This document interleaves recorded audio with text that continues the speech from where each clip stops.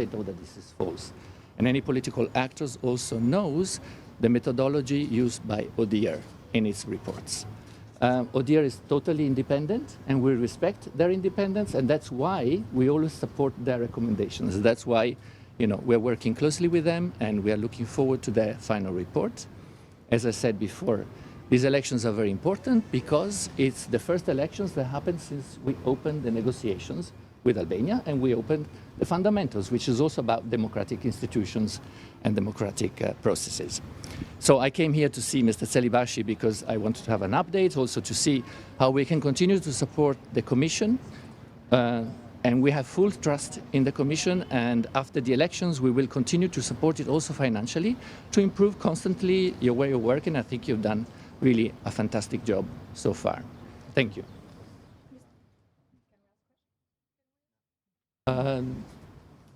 In English. Okay, in English. Yeah. Can I start? Okay. Mr. Ambassador, how concerned is the European Union about the phenomenon of money laundering here in Albania, especially in the construction sector? And do you think there is a risk of influencing the May 11th elections from the money that come from criminals? Look, I don't issue assessments before the elections. We have trust, as I said, in ODIHR. They are doing an excellent job, and it's a massive mission that is here present in Albania.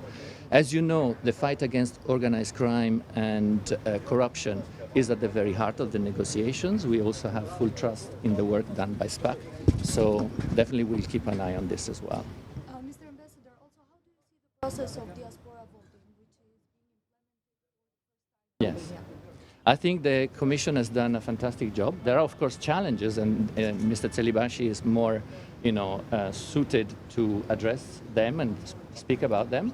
But I think that this has been conducted, the process has been conducted in a very transparent way, which is the important thing. If you see all the data online, and if there are issues, the Commission is there to address them. So. Mr. Ambassador, you made your clarifications about the statement of yesterday, but do you have any opinion about some misunderstandings and misinterpretations that have made some medias about your declarations that your statement of yesterday was for Democratic Party and not for a specific media? No.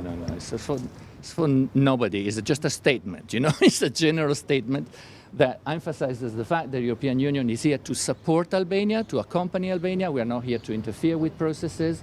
We're not here to manipulate anything. And that's why, I was a bit, let's say, shocked to see this, and I felt that I had to react. It's targeting nobody, it's just targeting that information. I think it's enough. In the report of Mission ODIHR, it mentioned a lot of problems involving crime and corruption. Does those problems affect the process? Look, it will be up to ODIHR to make this assessment. These are issues that have been raised systematically. You know that we had expressed the hope that the Parliament would adopt all ODIHR recommendations that include campaign financing, that include also the defamation issues, they include other aspects of the electoral process. We trust that this will be addressed very soon by the new Parliament, because these are very important issues. I think that's now let Mr. Celibashi take over. No, I don't. No, I don't. I wait for the competent authorities to give their opinion. Thank you.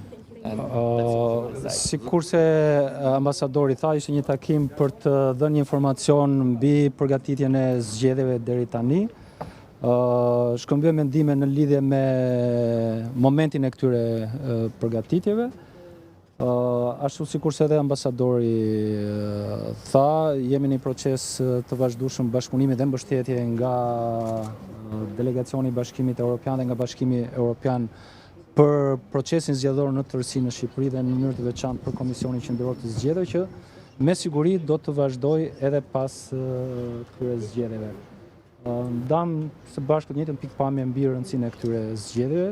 Shqipëria është një moment të rëndësishëm të procesit të integrimit evropian dhe ndaj është e nevojshme që secili prej nesh institucione publike përgjegjëse për mbarvajtjen e procesit zgjedhor, po dhe partitë politike, duhet të reflektojnë përgjegjësitë e tyre për të patur zgjedhje me integritet.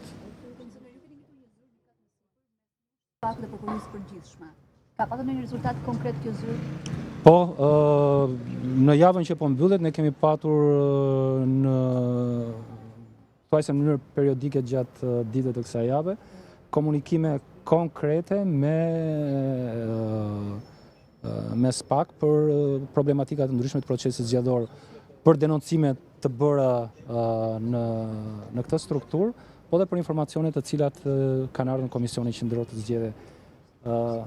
Do duhet ta bëjmë dije që brenda 24 orësh kemi dalë të themi që të vendosin në dispozicion çfarë prej tyre është kërkuar. Cili vazhë raporti para pragë ose Odirit për zgjedhjet e 11 majit në gjykimin tuaj dhe në atë se çfarë ju keni parë, a është një refleksion i situatës politike dhe gjithë atmosferës zgjedhore faktike?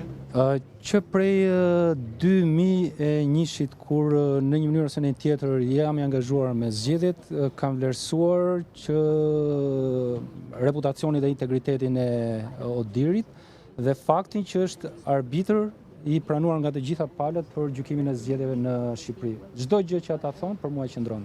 Zoti Celibashi, në raportin e Odir theksohet se vota e diasporës është një test i rëndësishëm për zgjedhjet e 11 majit. Ndërkohë ky proces është shënuar me disa problematika dhe më të shumta janë ato që lidhen nga denoncimet e emigrantëve se ju kanë bëritur zarfe që nuk kanë flet votimi, pra zarfe bosh. Janë të shumta këto denoncime edhe në rrjetet sociale. A ka ndonjë lidhje zoti Celibashi të paktën nga këto denoncues të cilët identifikohen edhe në denoncimet e tyre në rrjetet sociale si zgjedhës të djathtë?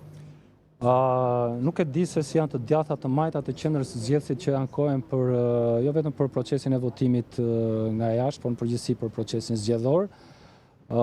Nëse dikush ka shqetësime në lidhje me procesin e votimit nga jashtë, ka vetëm një mënyrë për të adresuar shqetësimin e vet, ta depozitojë këtë shqetësim në Komisionin Qendror të Zgjedhjeve nëpërmjet llogarisë që gjithë secili prej tyre ka në perë.